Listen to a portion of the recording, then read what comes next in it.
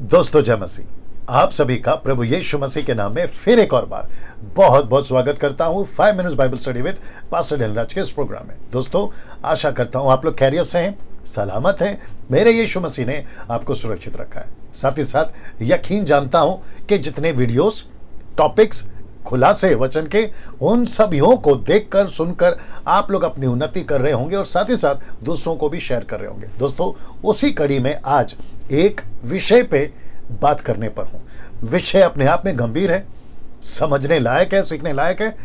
To the benefit of body of Christ, मसीह की देह के लिए वो फायदेमंद है, जिसके चलते मैं समझता हूं उसको अभी आपके बीच में देना बोलना बहुत जरूरी है। और मैं आप सभी से रिक्वेस्ट करना चाहता हूं, बड़ी बारीकी से, बड़े ध्यान से आप लोगों को जो है उसको सीखना होगा। तैयार हैं आप लोग ना? उसके पहले 2 स्लाइड्स आपके बीच में जल्दी से रखूंगा और फिर आज के विषय पे आपके बीच में आ जाऊंगा। आइए देखते हैं 2 स्लाइड्स कौन सा है। सबसे पहला है यह। अब यहां पे आपको सब कुछ बता दिया गया क्या करना है और साथ ही साथ में आप इसको देखकर समझ जाइए और इसको देखकर समझ जाइए। दूसरा है दोस्तों यह मसीह मंथन बैठक, जो कि आप सभी जानते हैं इसकी जो है शुरुआत हो चुकी है। और ये सभी नंबर आप इसकी स्क्रीनशॉट ले लीजिएगा। ये सभी नंबर आपको कॉल करने हैं, आपको पता है कब करना है, कैसे करना है, इन सभी को आप लोग ध्यान में रखिएगा ना। दोस्तों आज का विषय जी बहुत बहुत ज्यादा गंभीर, सीखने लायक, समझने लायक है। और मैं समझता हूं कि आज इसको बोलना, आप सभी तक पहुंचाना, जितने भी आप लोग मुझे सुनते हैं, 91,000 सब्सक्राइबर, 91,000 प्लस, मैं समझता हूं या 92 हो गया होगा, उन सभीयों की मैं रिस्पॉन्सिबिलिटी लेता हूं कि आपको खरी शिक्षा, सही शिक्षा आप तक पहुंचाऊं, आप सभी को बताऊं। उसी के चलते मैं परमेश्वर की आत्मा की अगुवाई में, पवित्र आत्मा की अगुवाई में बहुत सारे टॉपिक्स और बहुत सारे वचन के खुलासे आपके बीच में रख रहा हूं, जिसको आप लोग देखते हैं, सुनते हैं। ठीक है ना? तो अभी जिस विषय को मैंने लिया है, मैं रिक्वेस्ट करता हूं बड़े बारीकी से, बड़े ध्यान से समझिएगा और आपको अगर ठीक लगता है दूसरों तक जरूर पहुंचाइएगा। विषय है यह, लिखा है सत्य बोलने की हिम्मत रखो। जी, इस पिक्चर से ये जो एनिमल है, ये जो इमेज है, आप इसे समझ गए होंगे। सत्य बोलने की हिम्मत। जी दोस्तों, मैं इसके ऊपर बात करूंगा, सत्य बोलने की हिम्मत। नाउ इस विषय को मैंने क्यों चुना, मैं ये विषय आपके बीच में क्यों रख रहा हूं और मैं इस पर बात क्यों कर रहा हूं, क्योंकि आज की तारीख में इस हिम्मत की हम सभियों को जरूरत है। ऐसे हिम्मत की हम सभी को जरूरत है। जो पास्टर सभी देख रहा है उसको ऐसे हिम्मत की जरूरत है। जो चर्च के मेंबर अभी देख रहे हैं उनको इस हिम्मत की जरूरत है। जो क्राइस्ट फॉलोवर्स है, जो यीशु के अनुयायी हैं, उनको इस हिम्मत की जरूरत है। और आज के 21वीं सदी में मॉडर्न चर्चेस में, जहां सब कुछ वचन को जो है तोड़ मरोड़ कर, मैनिपुलेट कर कर, ट्विस्ट कर कर पेश किए जा रहे हैं, उसके बीच में ऐसे हिम्मत की जरूरत है। और जिसके लिए मैंने टाइटल रखा है, टॉपिक रखा है, सत्य बोलने की हिम्मत रखो। इस पे बात करने पर हूं ना। दोस्तों इसको सपोर्ट करने के लिए या फिर इसको मजबूत करने के लिए स्टेटमेंट को एक वचन है जो आपके बीच में रख रहा हूं। आइए देखते हैं कौन सा, ये वाला। पहला पत्रस 4:11, 1 पीटर चैप्टर 4 वर्स 11 लिखा है, यदि कोई बोले तो ऐसा बोले मानो परमेश्वर का वचन। इसका मतलब है कि जब आप कभी बोलते हो तो आपको ऐसा बोलना है मानो आप परमेश्वर का वचन बोल रहे हैं। यीशु, आपको याद होगा, यीशु के बारे में एक चलन प्रचलित थी। वो क्या चलन था कि यीशु जब भी बोलता है अधिकार से बोलता है। सी दैट इमेज, वो इमेज को देख लीजिए। यीशु जब भी बात करते थे अधिकार से बात करते थे। पतरस ने जब बात करी अधिकार से बात करी, जिसके चलते 3000 विटनेस थे जिन्होंने कहा कि पतरस जब तू प्रचार कर रहा था तो तेरे शब्द हमको भेद रहे थे, छेद रहे थे। Your word was penetrating our hearts. और जब पौलुस प्रचार करता था तो कैसे प्रचार करता था? बड़ी हिम्मत से। पहली सदी की कलीसिया नहीं डरती थी सत्य बोलने पे, वचन को बोलने पे। पहली सदी की कलीसिया छोड़िए, आपकी पिछली पीढ़ी यानी कि 18वीं, 19वीं, 20वीं सदी तक जो मिशनरी थे, जो प्रभु के लोग थे, जो क्राइस्ट फॉलोवर थे, वो ऐसा दहाड़ते थे, वो ऐसा बोलते थे। और आज भी 21वीं सदी में कुछ 10% लोग बचे हैं भारत में, विश्व में, जो ऐसा सत्य बोलते हैं, जो दहाड़ते हैं, जो सत्य बोलने की हिम्मत रखते हैं।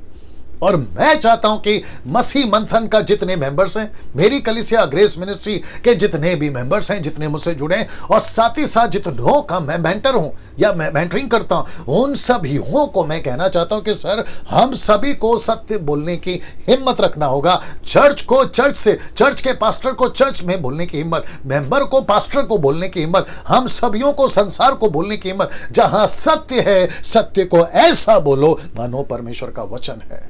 क्या बात है। सी दैट नाउ, इसका मतलब है कि हम सभी को परमेश्वर के वचन का प्रचार करते वक्त में किसी के बाप से डरने की जरूरत नहीं है, क्योंकि सत्य है। और लिखा है ना यूहन्ना 8 का 31 और 32 में, सत्य को जानोगे तो सत्य तुम्हें आजाद करेगा। मैंने नहीं डाला, आप लोग उसको पढ़ लीजिएगा बाद में, ठीक है ना। तो सत्य को जानना और सत्य को हिम्मत से बोलना, सीधे हिम्मत से बोलना बहुत जरूरी है। नाउ, इसको सपोर्ट करने के लिए मैं 2 स्क्रिप्चर और आपके बीच में रख रहा हूं। वह है पहला ये कुलुस्सियों 4:4, द बुक ऑफ कोलोसियंस चैप्टर 4:4 लिखा है, और उसे, किसे? वचन को। ये देख लीजिए, हाईलाइट किया ना, उसे। इसका मतलब है कि उसे ऐसा प्रकट करूं जैसा मुझे करना उचित है। ये देख लीजिए, उचित है। इसका मतलब है कि वचन को मैं ऐसा ही बोलूंगा जैसे उसको बोलना चाहिए। आपको पता है आज 21 सदी में मॉडर्न चर्चेस में, कई मसीहों में आजकल चल क्या रहा है? Be good and be good to others. मतलब आप अच्छा रहो और दूसरों के साथ में अच्छा रहो, वो चाहे गलत हो सही हो, उससे कोई फर्क नहीं पड़ता है, बस अच्छा रहो। और कॉन्टेक्स्ट क्या है? सहारा किसका लेते हैं? यीशु प्यार करता है, परमेश्वर प्यारा है, यूहन्ना 3:16, प्यार प्यार प्यार। लेकिन वो नहीं समझते कि दूसरा पहलू है परमेश्वर का एंगर, गुस्सा, न्याय। परमेश्वर प्यार है तो जलन करने वाली, जलन रखने वाला परमेश्वर भी है। ये नहीं समझते, और उसके चलते गड़बड़ बहुत हो रही है कि सबके साथ कॉम्प्रोमाइज। ये जो शब्द है ना, कॉम्प्रोमाइज, ये बहुत डेंजर शब्द है, जिसको कहते हैं, हिंदी शब्द है समझौता, कॉम्प्रोमाइज। 3 कैरेक्टर थे सर, एक था अजरिया, मिशेल, और क्या था वो? मिशाइल था, अजरिया था, और तीसरा क्या था? ये 3 कैरेक्टर जकरिया, आपका शद्रक, मेशक, अबेदनगो, इन तीनों ने कभी कॉम्प्रोमाइज नहीं किया कॉम्प्रोमाइज। तो इसका मतलब क्या है? इन सभी को पता था कि मूर्ति के सामने नहीं झुकना है, मूर्ति की आराधना नहीं करना है। दानियल कभी कॉम्प्रोमाइज नहीं किया, जिसकी स्टडी मैं भी दे चुका हूं, इसलिए उनके सब एग्जांपल्स दिमाग में भी चल रहे हैं। साथ ही साथ में जितने भी हो, वो जोसेफ पोतीफर की पत्नी के साथ कॉम्प्रोमाइज नहीं किया। गलत है तो गलत है, सही है तो सही है। वैसे ही हम सभी को सीखना होगा क्या सही है क्या गलत है, और उसे ऐसा ही प्रकट करें जैसा उसको करना उचित है ना। दोस्तों, ये दूसरा स्क्रिप्चर एक्ट्स चैप्टर 4:29, प्रेरितों का 4:29 लिखा है कि अब हे प्रभु, उनकी धमकियों को देख। किसकी धमकियां? शास्त्री फरीसियों की। उनकी धमकियों को देख और अपने दासों को यह वरदान दे। कौन से दास थे? यूहन्ना और पतरस। अपने दासों को यह वरदान दे कि तेरा वचन, तेरा वचन बड़े हियाव से सुनाए। हियाव का मतलब है बोल्डनेस का मतलब है हिम्मत। ऐसे हिम्मत के साथ में मैं वापस आपको वो पिक्चर दिखा देता हूं, ये वाला। सत्य को बोलने की हिम्मत रखो, सत्य को बोलने की हिम्मत रखो। वाह, मैं आज सभी से पूछना चाहता हूं जो अभी वीडियो देख रहा है, मेरी बहन तुमको पूछना चाहता हूं, मेरे बच्चों तुमको पूछना चाहता हूं, कलीसिया के लोगों तुमको पूछना चाहता हूं, पास्टर्स मैं तुमको पूछना चाहता हूं, क्या सत्य को बोलने की हिम्मत है आप में? अगर नहीं है तो प्रार्थना में बैठो और कहो कि प्रभु, मैं कभी लाइफ में कभी किसी के साथ कॉम्प्रोमाइज नहीं करूंगा। जहां बात आती है सत्य की तो मैं हिम्मत के साथ बोलूंगा। मैं चर्च के मेंबर अभी रखूंगा, मैं स्लाइड को रखूंगा। चलिए काम करता हूं, मैं वहां पर सीधा मुद्दे पर आ जाता हूं, लेकिन आपको एक स्लाइड, ये वाला स्लाइड, ये वाला लिखा है, कौन सा है? हाँ, ये वाला लिखा है, वचन का सत्य बोलने के लिए किसी से डरने की जरूरत नहीं है। मुंबई की भाषा में किसी के पाप से डरने की जरूरत नहीं। कब? जब आपके पास में सत्य का वचन है। तो इसका मतलब है कि आपको ये जो स्लाइड है, आपको ये बताता है कि वचन का सत्य अगर आपके पास में है तो आपको किसी से डरने की जरूरत नहीं है। वो चाहे आपका क्या कहते हैं, ऑफिस का बॉस हो, आपका बिजनेस पार्टनर हो, आपके रिलेटिव्स हो, आपके चर्च के पास्टर हो, आपके चर्च के मेंबर्स हो, आपके घर के माता पिता हो, भाई बहन हो, आप जो भी कहीं भी जैसे भी हैं, आपको अगर सत्य पता है यही वचन है, वो कॉन्टेक्स्ट किसी का भी हो, कॉन्सेप्ट कोई भी क्यों ना हो, आपको अगर पता है कि ये सत्य है तो बिंदास बोलिए, बिना डर के बोलिए, क्योंकि हिम्मत रखना है सत्य को बोलने के लिए। ठीक है ना दोस्तों? ना मैं चाहता हूं कि कुछ कैटेगरीज आपके बीच में रखूं। सबसे पहले ये वचन को पढ़ लेते हैं। मत्ती 7 का 37 ओके 5:37, मैथ्यू 5:37 लिखा है, परंतु तुम्हारी बात ये देखिए ना कितना खूबसूरत है। लिखा है कि परंतु तुम्हारी बात हाँ की हाँ और या ना की यानी कि नहीं की नहीं, क्योंकि जो कुछ इससे अधिक होता है वह बुराई से होता है। तो यीशु ने क्या कहा, जहां हाँ है वहां हाँ बोलो, जहां ना है वहां ना का नहीं, नहीं का ना, जो भी ठीक समझे आप लोग, ठीक है ना। तो जहां पे ठीक है उसको कहो ये ठीक है, जो गलत है उसको कहो गलत है, डंके की चोट पे बोलो, कोई जरूरत नहीं डरने की, ठीक है ना। क्योंकि जो इससे अधिक होता है लिखा है कि वो बुराई से होता है। जब आप यहां पे फेर बदल करते हो ना, नहीं को हाँ, हाँ को ना, यशाया 5:20 आपको याद होगा, वहां लिखा है कि जो हाँ को ना और ना को हाँ बोलता है वो श्रापित है। जो हाँ को ना और ना को हाँ कहता है ना वो श्रापित है। द बुक ऑफ आइज़ाया चैप्टर 5:20 वहां लिखा है।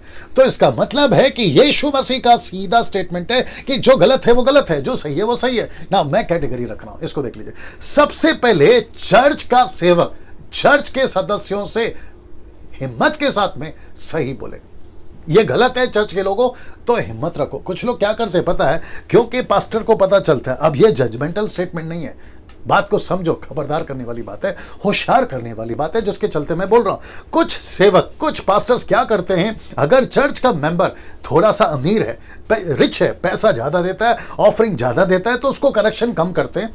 लेकिन जो गरीब है, कम पैसे देता है, कम ऑफरिंग देता है, उसको जबरदस्त करेक्शन करते हैं, ये गलत है वो गलत है। प्रश्न उठता है फिर यहां सेवक क्या कर रहा है, अपने चर्च के सदस्यों के साथ कॉम्प्रोमाइज कर रहा है, अपने चर्च के सदस्य के साथ में गड़बड़ कर रहा है। फिर ये वचन वापस आ जाएगा कि हाँ का हाँ और ना का ना कहां जा रहा है। इसलिए यीशु ने कहा कि जहां हाँ है वहां हाँ करो और जहां ना है वहां ना करो या नहीं करो, ठीक है ना। तो वापस कहता हूं कि चर्च का सेवक चर्च के सदस्यों से हिम्मत रखे। गलत है सर, आपका ₹1,00,000 ऑफरिंग आता है तो भी तुम गलत हो। आप चर्च को कितना डोनेशन देते हैं उससे कोई फर्क नहीं पड़ता, लेकिन तुम यहां गलत हो। दारू पीते हो मतलब गलत हो, व्यभिचार करते हो मतलब गलत हो, गलत बिजनेस कर रहे हो मतलब गलत हो। वो पैसा किस काम का जिससे परमेश्वर खुश नहीं है। आपके चर्च में लाखों रुपया कोई डोनेशन दे रहा है, वो पैसा किस काम का जो गलत है। तो गलत को गलत बोलिए सेवक को। मैं वापस कहता हूं, आप कोई भी सेवक हो, देसी हो, विदेशी हो, इंटरनेशनल हो, नेशनल हो, आप छोटे हो, बड़े हो, मेगा चर्च हो या फिर आपका छोटा चर्च हो, साइकिल वाला पास्टर या फिर BMW वाला पास्टर, मैं उन सभियों को कहना चाहता हूं कभी कभी चर्च के मेंबरों के साथ में, सदस्य के साथ में कॉम्प्रोमाइज नहीं करना। जहां गलत है वहां गलत बोलने की हिम्मत रखो, जहां गलत है वहां गलत बोलने की हिम्मत रखो। दूसरा कैटेगरी, चर्च के सदस्यगण। सदस्यगण से मतलब है चर्च के मेंबर्स, चर्च के मेंबर्स। उन सभियों को चर्च के सदस्यगण चर्च के सेवक से क्या बोले, हिम्मत रखे सत्य बोलने की। हाँ, कुछ सदस्य या कुछ चर्च के मेंबर्स अपने पास्टर को करेक्शन करने से डरते हैं। पता है क्यों? क्योंकि उनको लगता है कि बाइबल कहती है सेवकों के अधीन रहो। सेवकों के अधीन रहना बहुत जरूरी है, इब्रानियों किताब उसका 13-17 बहुत जरूरी है। लेकिन ऐसे सेवक के अधीन नहीं रहना है जो सेवक खुद ही गलत है। हाँ, खुद ही सेवक गलत है। ऐसे सेवक के अधीन रहने के लिए मैं सदस्यगण को कहना चाहूंगा, जहां सेवक गलत है उसको जाकर कहिए, प्यार से कहो, जैसे कहो तैसे कहो, चर्च के लोगों को इकट्ठा करके कहो, लेकिन कहो कि सर यहां आप गलत है। जब सेवक को मैं कह रहा हूं कि सदस्य को करेक्शन करो, तो मैं सदस्यगण को भी कहूंगा कि अपने सेवक को करेक्ट करो, क्योंकि सेवक को अपनी पीठ नहीं दिखती कि उसके पीछे क्या चल रहा है या उसके पीछे क्या कचरा गिरा है। सदस्य को दिखती है, वो सदस्य सेवक को करेक्शन करे। अगर सेवक करेक्ट करने को तैयार है, करेक्शन लेने को तैयार है, तो भला, हाँ, तो ठीक है, गड़बड़ नहीं है। लेकिन अगर सेवक करेक्शन लेने को तैयार नहीं है, तो सदस्यगण को प्रार्थना करना है कि ऐसे सेवक के साथ क्या करे, चर्च में रहे या ना रहे, चर्च में जाए या ना जाए, चर्च को छोड़ दे, दूसरा चर्च ज्वाइन करे, उसको प्रार्थना पूर्वक अपना निर्णय लेना है। क्योंकि किसी सेवक की गलती के चलते मैं सदस्यगण को बोलूंगा, और जो कि बहुत गंभीर है, तुम नरक क्यों जाओ, तुम नरक क्यों जाओ। एक सेवक की गलती के चलते तुम नरक क्यों जाओ। अगर सेवक गलत है तो सदस्य को करेक्शन करना है, अगर सदस्यगण गलत है तो सेवक को करेक्शन करना है। दोनों रखा है सर, दोनों रखा है। अब ये आता है तीसरा, लिखा है और चर्च के सेवक और चर्च के सदस्यगण अगर संसार में गलत दिखता है, पड़ोस में, संसार में, आप उसको कहिए ये गलत है, पिक्चर गलत है, सांसारिक बातें गलत है, शराब गलत है, व्यभिचार गलत है, मूर्ति पूजा गलत है, ये गलत है, ये गलत है। ऐसा बोलने की हिम्मत रखिए। वो पोस्टर वापस दिखा देता हूं, ऐसा बोलने की हिम्मत रखिए, ऐसा बोलने की हिम्मत रखिए, ऐसा बोलने की हिम्मत रखिए। क्योंकि आपके पास सत्य है। अभी नहीं बोलोगे तो कब बोलोगे? अच्छा, कुछ लोग क्या बोलते हैं मालूम है? पास्टर डैनियल, अगर हमने कहा ना तो रिश्ता खराब हो जाएगा। वाह रे भैया, अगर रिश्ता खराब हो जाएगा उससे तेरे को वो तकलीफ है, तेरा रिश्ता प्रभु से खराब हो रहा है, उसकी चिंता तुझे नहीं है। रिश्ता किसके साथ ठीक रखना है? रिश्ता सबसे पहले प्रभु के साथ ठीक रखना है। तुम क्या चिंता करते बैठे हो? अगर पास्टर को कहूंगा तो पास्टर नाराज हो जाएगा, मुझे चर्च से निकाल देगा। आपको चर्च से निकाल सकता है, लेकिन क्या होगा अगर यीशु तुझे स्वर्ग से निकाल दे तो? इस हिम्मत के ना चलते। बहुत सावधान रहना सर, आपको समझना है। मैंने इसलिए शुरू में कहा यह गंभीर विषय है जिसको सीखना समझना बहुत जरूरी है। कुछ लोग क्या, मैं वापस आ जाता हूं स्लाइड पे, कुछ लोग क्या कहते हैं पता है? पास्टर डैनियल, हम अपने सेवक को करेक्ट नहीं कर सकते। वो चाहे दशमांश का मामला हो, वो चाहे तेल पानी का मामला हो, वो चाहे अन्य भाषा का मामला हो, वो चाहे वचन को तोड़ मरोड़ कर पेश करने की बात हो। बोला चुपचाप चर्च में जाना है, हमको क्या करना है? ऐसा अगर चलता रहा तो सोचिए, जो टीचर पैसे लेकर डिग्री हासिल किया है वो तुम्हारे बच्चे को क्या सिखाएगा? डॉक्टर और इंजीनियर बनने की शिक्षा। वहां पकड़ते हो ना कि टीचर जब खुद ही गलत है तो बच्चों को क्या सिखाएगा? वहां पकड़ते हो, डॉक्टर को पकड़ते हो, डिग्री लिया है पैसे लेकर, तो ये इंजेक्शन ऑपरेशन क्या करेगा? क्योंकि फर्जी डॉक्टर है। वैसे ही मैकेनिक फर्जी है, इंजीनियर फर्जी है। अगर इंजीनियर गलत निकला तो ब्रिज का काम तो बेड़ा गर्क कर देगा, कई लोगों का हादसा हो जाएगा। वैसे ही सेवक अगर गलत निकला तो पूरे चर्च को ले डूबेगा, और अगर चर्च गलत निकला तो फिर सेवक को समझना है कि मैं ऐसे चर्च में क्यों रहूं। मैं दोनों की बात कर रहा हूं। मैं वापस कहता हूं, सत्य बोलने की हिम्मत रखो। वैसे ही संसार में भी आपको अपनी एक आइडेंटिटी रखनी है। आप मसीह लोग हैं सर, आप मसीह लोग हैं, कॉम्प्रोमाइज मत करिए। बड़े ध्यान से सुनिए। अभी तो खैर लॉकडाउन चल रहा है और मुझे नहीं पता कि इलेक्शन जब आएगा तो क्या होगा। चर्च के लोग संसार में मिल जाते हैं। कांग्रेस पार्टी आती है तो उससे पैसा लो, उसके साथ कॉम्प्रोमाइज। बीजेपी आती है तो उसके साथ कॉम्प्रोमाइज। समाजवादी पार्टी आती है तो उसके साथ कॉम्प्रोमाइज। झाड़ू वाला आता है, मतलब आम आदमी पार्टी, उसके साथ कॉम्प्रोमाइज। और उसके चलते चर्च मिक्स हो रहा है संसार से, और संसार मिक्स हो रहा है चर्च से। सेवक मिक्स हो रहे संसार से, और चर्च के सेवक क्या कहते हैं, मेंबर, सदस्यगण, वो मिक्स हो रहे संसार से। अब मुझे बताइए फिर सत्य कहां गया? हाँ, सत्य कहां गया सर? और ऐसी हिम्मत कि गलत को गलत और सत्य को सत्य को, गलत को गलत और सही को सही, ये कब बोलना सीखोगे? ये इंपॉर्टेंट है ना। और उसी के चलते मैंने ये बीच में आपकी बात को रखी है ना। इसको देखिए दोस्तों, अगर सदस्य गलत है तो बोलो, अगर सेवक गलत है तो बोलो, अगर संसार गलत है तो बोलो ना। एक छोटा एग्जाम्पल देता हूं क्योंकि वीडियो को मैं ज्यादा लंबा नहीं खींचूंगा। वो एग्जाम्पल है ये, गिनती की किताब उसका 25 का 11। एक व्यक्ति था, मैं रख दिया, उसका हाईलाइट कर दिया। एक व्यक्ति था और उसका नाम है पिनहास। ये किसका पुत्र था? एलियाजर का। एलियाजर किसका बेटा था? हारून का। ये देख लो।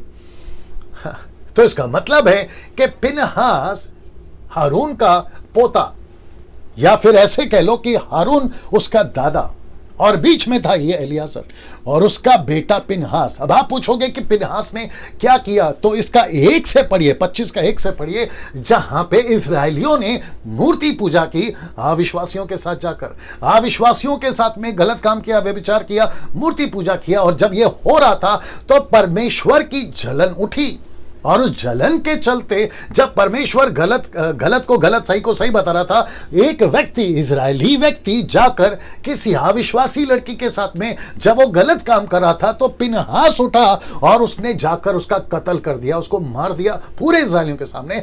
तब जाकर ये वचन 11 आया, लिखा है हारून याजक का पोता एलियाजर का पुत्र, जिसे इजरायलियों के बीच मेरी सी जलन उठी है। अच्छा, ये स्टेटमेंट किसका है? परमेश्वर का। कहता है मेरी सी जलन।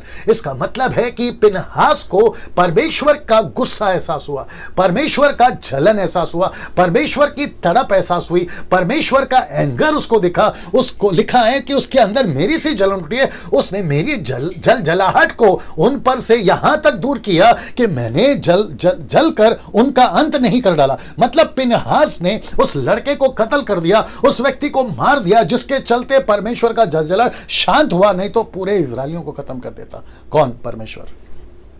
सो ये लड़का जिसका नाम है पिनहास, इसके अंदर क्या थी बात? कौन सी बात थी? उसके अंदर ये बात थी, वापस दिखा देता हूं। उसके अंदर ये बात थी, ये वाली बात। उसको हिम्मत था गलत को गलत और सही को सही बोलने की। Can you believe this? वाह, कैसा लग रहा है दोस्तों? कैसा लग रहा है? कमेंट्स बॉक्स में जरूर बताएं। क्या सीख रहे हैं आप लोग, जरूर बताएं। फेसबुक पे जब ये चलेगा, मैं उन सभी फेसबुक वालों से कहना चाहता हूं जो हजारों में मुझे लोग देखते हैं, मैं उन सभियों को कहना चाहता हूं कि सर वक्त आ गया है, हिम्मत रखो सत्य बोलने की। चर्च में गलत हो रहा है ना, गलत को गलत बोलिए, सही को सही बोलिए। यदि कोई बोले तो ऐसा बोले मानो परमेश्वर का वचन। और जिसके चलते मैंने इस लड़के का आपको इंट्रोडक्शन करवाया, मैं अभी समाप्ति पर भी आ गया हूं, मैंने इस लड़के का आपको इंट्रोडक्शन करवाया। आपको समझना बहुत जरूरी है। चर्च में गलत दिख रहा है, गलत है सर, पास्टर जी ये गलत है, पास्टर को बोलना है, चर्च के मेंबरों ये गलत है, संसार को बोलना है ये गलत है। जिसके चलते ये देख ले, जहां गलत है और वचन के खिलाफ है, सत्य बोलने की हिम्मत रखो। मैं रिपीट कर देता हूं, जहां गलत है, वचन के खिलाफ है, वहां पर आपको बोलना बहुत जरूरी है। आपको बोलना बहुत जरूरी है। आपको बोलना बहुत जरूरी है। क्या सीखा आज आपने? सत्य बोलने की हिम्मत रखो। हिम्मत, बोल्ड, करेज वो रखिए। तेल गलत है तो बोलो तेल बेचना गलत है चर्च में।